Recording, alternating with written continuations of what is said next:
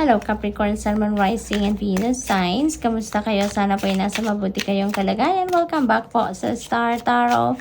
Kung bago kayo dito, welcome din kayo. Thank you sa inyong support. I truly appreciate it. God bless you all. Para mensahe ni Capricorn, we have self-love. Ayan Capricorn, ito yung kailangan ninyo.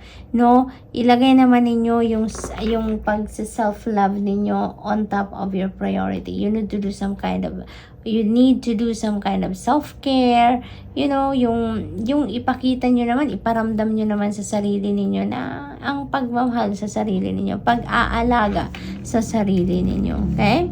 So, what else? We have calm, and so, ito na, you are on the move na para gawin na ang mga nararapat gawin para maalagaan ninyo ang inyong sarili. That is one manifestation of your self-love, no? Yung pag-aalaga sa sarili, maybe ang iba sa inyo is going to do meditation na.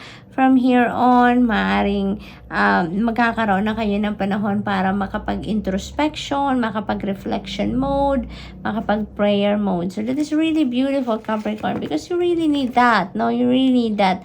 Lalo-lalo na kung ikaw ay isang sobrang busy tao, you need to get back to your center at the end of the day. Every day, it is very beautiful if you can do a quick meditation, no? Para lagi, before you go to bed, no? Maibalik mo muna ang sarili mo sa sentro so that you are ready for the next day's challenges, no? Magandang takbo ng utak, magandang pakiramdam, yung ganon. So, what else? We have marionette. And so, ang pipick up ko dito for some of you, parang kayo yung sunod na sunod lang, no? Maaring lagi lang kayong nagbabaw sa mga taong nasa paligid ninyo, no? At siguro hindi kayo nagkakaroon ng pagkakataon na ma-express din ninyo ang inyong opinion, ang inyong sarili, yung ideas ninyo, parang ganon. Kasi kung ano yung sinabi ng tao sa'yo, maaring yun na ang kailangan ninyong sundan, no? So, yun ang napipick up ko dyan. So, what else? We have pride. Ayan. So, pag ang pride, ang pinapairal natin, ay nakakasira yan ng relationship. Ano man ang klaseng relationship na meron kayo, relationship with your person, relationship with other family members, relationship with your friends, you know, it is going to affect, no, yung pride ninyo is going to affect your relationship in a negative way. Kasi hindi maganda, no, yung mataas ang pride natin, hindi maganda. At hindi yan nakakapa-healthy ng any kind of situation. Kaya, yun ang napipick up ko dito sa inyo na, i-let go nyo na din yung pride ninyo, no? I-let go ninyo yan. Because it's not going to strengthen, no, any kind of relationship na meron kayo. Daydream, yan, some of you are daydreaming sa ngayon, no? It's really good kasi yung imagination, di ba? There is one tool of law of attraction. Kaya siguro yung pagdi-daydream ninyo ngayon, maybe you are dreaming about your heart's desires, yung mga goals ninyo, yung mga pangarap ninyo sa buhay. Maaaring yan ang iniisip ninyo ngayon, ini-imagine ninyo ang sarili ninyo na nandun sa sitwasyon na gusto ninyong mangyari talaga sa inyong 3D reality. So that is really beautiful. What else? We have readiness. Ayan. So, ang napipick up ko dito for some of you, parang handa na kayong palayain din ang inyong sarili, no?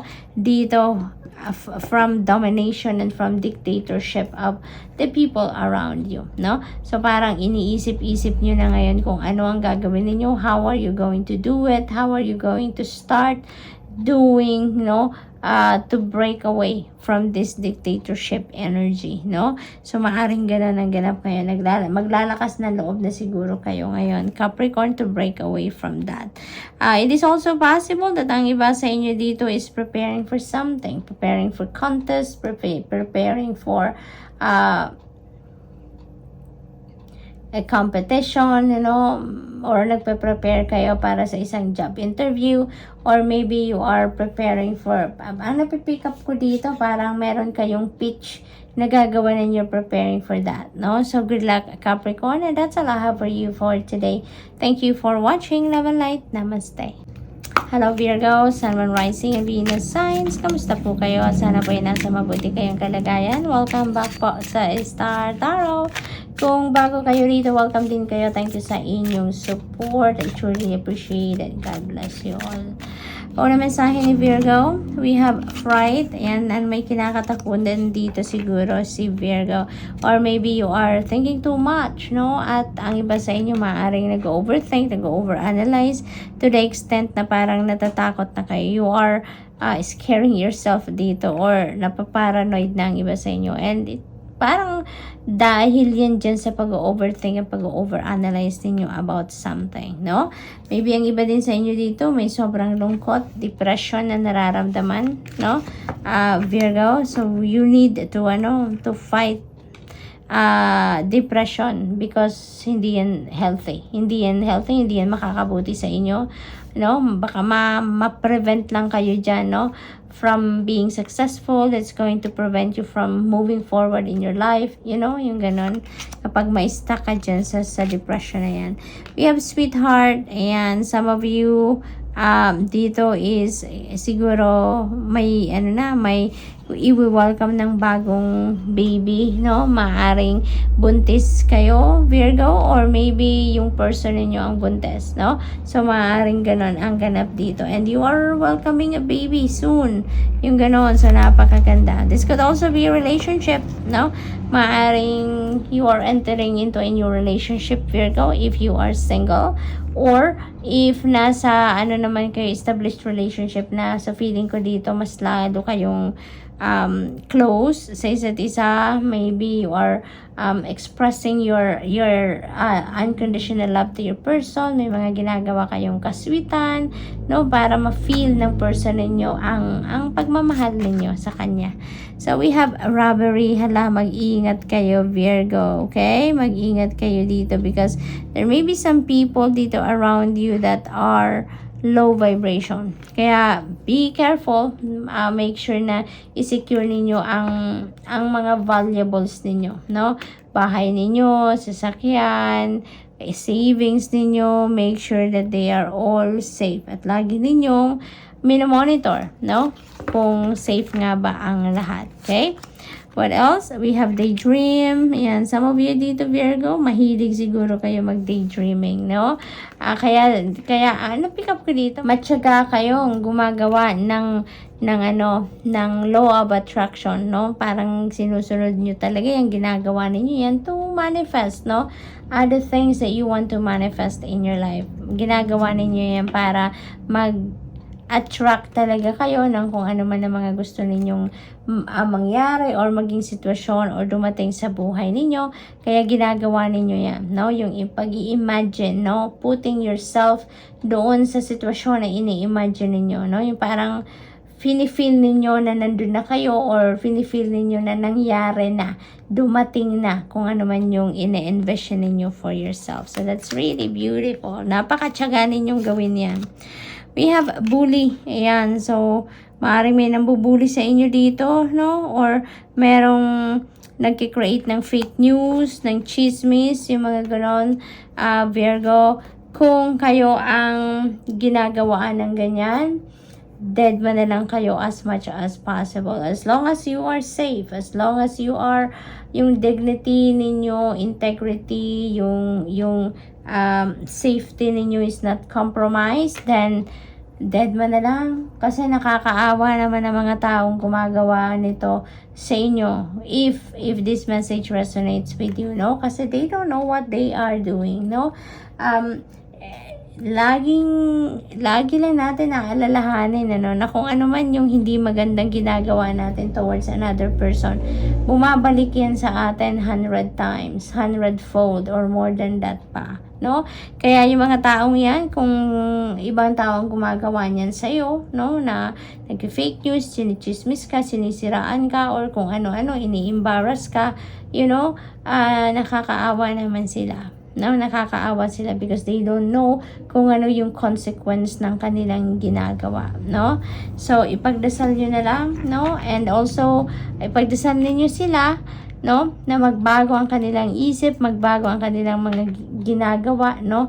At saka ipagdasal mo din ang iyong sarili for your safety at mailayo ka sa mga ganitong klaseng sitwasyon, ano? What else? We have Fury. Maaring maano kayo dito, magalit kayo, no? May strong emotion dito na napipick up ako. That could be related to this robbery energy or that could be related to this bully energy, no? Na talagang matotorete ang isip mo at mabibwisit ka talaga or maaring mawalan ka dito ng pasensya at talagang maaring magkaroon dito ng outburst, no? So, as much as possible, Virgo, kalma lang, ha? Kalma lang as much as possible. Kung maiiwasan pa natin na maglabas ng strong emotion, galit na, anger, ganyan, no? As much as possible, kung kaya natin, kayanin talaga natin, iwasan natin na magkaroon tayo ng mga ganong pakiramdam dahil in the first place, hindi yun makakatulong sa ating kalusugan. Stress ang hatid niyan sa atin, no? As much as possible, if you can avoid the situation, avoid it. Okay? Para nang sa gayon, mas maganda ang kalmado lang, mas maganda ang walang problema, hindi ba? So, good luck po and that's all I have for you for today. Thank you for watching. Love and light. Namaste. Hello, Taurus, Sun, Moon, Rising, and Venus signs. Kamusta kayo? Sana po nasa mabuti kayong kalagayan. Welcome back po sa Star Tarot. Kung bago kayo rito, welcome din kayo. Thank you sa inyong support. I truly appreciate it. God bless you all. Okay. Stick out. We have real estate. Ayan. So, ang iba sa inyo dito siguro nasa real estate na trabaho, no? Maring realtor kayo, mortgage specialist, mortgage broker, yung mga ganon ba, no? At maaring yan ang inyong negosyo, yun ang inyong trabaho, yun ang inyong karera. Maaring ganon ang ganap. For others of you, maybe ang iba sa inyo bagong bili ng bahay or bagong bili ng lupa or meron pa lang kayong bibilhin or maybe you're shopping for a property, maaring ganon ang ganap, no? So you're investing your money into properties. Maaring ganon ang plano or ginagawa ng iba sa inyo, pinagkakabalahan. We have natural disaster. Ayan. So, mag-iingat kayo, Taurus, ha? Mag-iingat kayo. Of course, this is not going to resonate with everyone, but, just take as it resonates. Kasi maaring meron ditong frustration kayo na maramdaman sa isang tao or sa sitwasyon, no? Maaring madismaya kayo dito sa isang sitwasyon or sa mga taong makakausap ninyo dito, kaya as much as possible, kumalma lang kayo kasi malalampasan nyo din ito, no? Madadala yan sa pagkalma ng inyong sarili and eventually kapag okay ng pakiramdam, bumaba na ang tensyon, no, pwede na makipag-usap muli, pwede nang pag-usapan kung ano man ang sitwasyon na hindi naging maganda ang pag-uusap, no? Basta wag muna kayong iwasan ninyo na magkaroon kayo ng outburst or mag-outburst kayo kasi may stress lang kayo dyan talaga in the end. So, we have readiness. Yan. Others of you is, ang pick up ko dito, maybe you're going for an interview. No, job interview siguro or maaring you are preparing for a project, you're preparing for an endeavor at maaring kayo, talagang handa na din kayo, no? Maaring ganon ang ganap. So, good luck po. What else, Taurus? We have conflict. Ayan. So, ang iba sa inyo dito siguro may hindi pagkakaintindihan with another person. You know what? Maaring related yan dito sa real estate energy. No? Maaring you are working with a team, no? Working in a team at maaring hindi kayo nagkakaintindihan, no? Maaring yung opinion ng isa, opinion mo, hindi nila nagigets or hindi mo nagigets ang opinion nila. Maaring hindi kayo nag-agree with each other sa mga opinion ninyo or sa mga strategy na naisip ninyo sa trabahong ginagawa ninyo. Kaya maaring may clash, no, dito between you and another person. Maaring yung frustration na to, no, ay related din dito. So maybe you are going to be feeling frustrated with your situation dahil siguro maganda naman ang plano ninyo pero hindi pinapakinggan siguro or maaring hindi nila gusto no? Kaya nafo-frustrate kayo because maaaring yung plano ninyo is for the good naman, 'di ba, ng lahat, no? Kaya maaaring yan ang ganap dito, kaya nafo-frustrate kayo. Yung pride, yan. So, ang napipick up ko dito then for some of you, no, Taurus, maaaring iba sa inyo, mataas din ang pride, no? Maaaring buhay na buhay din ngayon ang pride sa buhay ninyo, no? Sa sarili ninyo. Kaya maaaring yan din ang isang magpapalala pa, no, sa inyong conflict with another person, yung inyong pride, no? So, isang tabi, no? Mas magandang isang tabi natin ang pride natin kasi kung titignan natin talaga, hindi naman nakakatulong ng hindi maganda ang resulta ng pride, 'di ba, sa buhay natin, lalo na sa kahit anumang klaseng relationship na meron tayo. Pride is, kung yun ang pinapairal natin, is not really going to help us at all in any way, no? Kaya yun ang ganap dito, yun ang napipick up ko for some of you, na iwasan natin na pride ang mamayani sa atin, no? Kung gusto natin na maging maayos ang lahat, kasi nakakasagabal yan, nagiging blockage yan sa isang magandang samahan, kahit anumang klaseng relationship ang meron kayo, no? Nakakasira ng relasyon din ang pride. So, what else, Taurus? We have aid. Yeah, so ang iba sa inyo may need some kind of help dito, no? Maaring related yan dito sa conflict energy.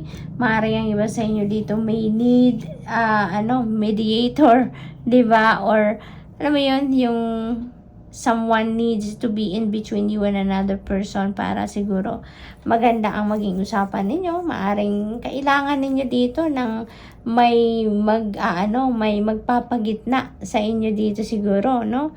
Parang ganon. Kasi nga, maaring may pride din dito. It's either yung pride na to is your pride or ikaw yung may pinapaandar ang pride or the other person, no? Maaring ganon ang ganap. But, you know what? Ang napipick up ko dito, maybe magkakausap din kayo nito, no? Maaring ikaw yung magpapakumbaba, maaring ikaw yung mag-act as the bigger person dito and you're going to initiate the conversation, so that is also possible, no? For others of you, may need some help sa ngayon, no? Maaring pera naman yan, no? Maaring may financial obligation ang iba sa inyo, Taurus, and maybe you don't have enough money pa. Kaya ang iba sa inyo siguro kailangan din ngayon ng tulong pangkaperahan, no, Taurus? So, if that's the case, you know, don't forget na help is always available to you, okay? You just need to reach out to someone, okay? Kasi syempre hindi naman lahat ng tao malalaman na may problema ka sa pera or kailangan mo ng assistance, 'di ba? If you don't reach out to people, if you don't talk, 'di ba? Kaya huwag kang mag-hesitate to ask for help, no? So good luck, Taurus, and that's all I have for you for today. Thank you for watching. Love and light. Namaste.